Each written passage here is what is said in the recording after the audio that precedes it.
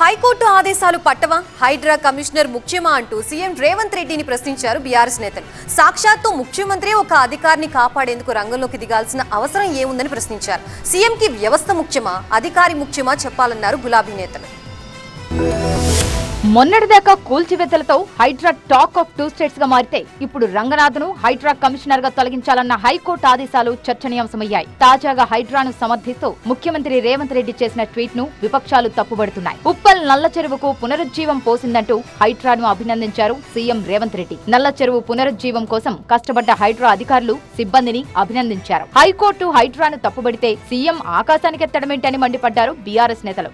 High court ఇచ్చినటువంటి తీర్పుని కూడా, ఆదేశాన్ని కూడా తప్పుబడుతూ అటు అధికారి కమిషనర్ అయితే రంగనాథ్ గారు ఉన్నారు, ఆయన కూడా కోర్టుని భూ కబ్జాలు తప్పుదో పట్టించడని చెప్పి న్యాయ వ్యవస్థ పైన నమ్మకం సన్నగిల్లే విధంగా మాట్లాడిన సంగతి చూశాం.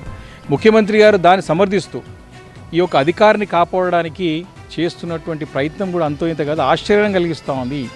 ఒక ముఖ్యమంత్రి ఒక అధికారి కోసం సీఎం రంగంలోకి దిగడం వెనుక అనుమానాలున్నాయన్నారు. ముఖ్యమంత్రి ఒక అధికారి కోసానికి అంటే తనకి ఒక వ్యవస్థ ముఖ్యమా, తనకు ఒక సిస్టమ్ ముఖ్యమా, తన పాలన ముఖ్యమా, లేకపోతే ఒక వ్యక్తి ఒక అధికారి ముఖ్యమా?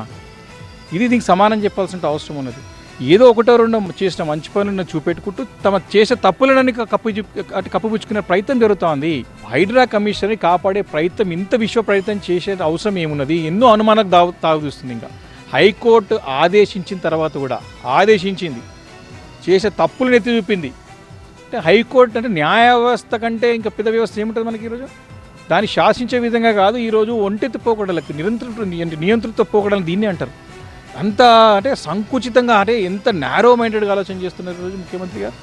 ఈరోజు అసలు సమానం చెప్పాల్సినటువంటి ముఖ్యమంత్రి దాన్ని కప్పుపుచ్చుకునే ప్రయత్నం చేస్తున్నారు, కాపాడే ప్రయత్నం చేస్తున్నారు, విశ్వ ప్రయత్నాలు చేస్తూ ఉన్నారు, హైకోర్టుకి వ్యతిరేకంగా మాట్లాడుతూ ఉన్నాడు.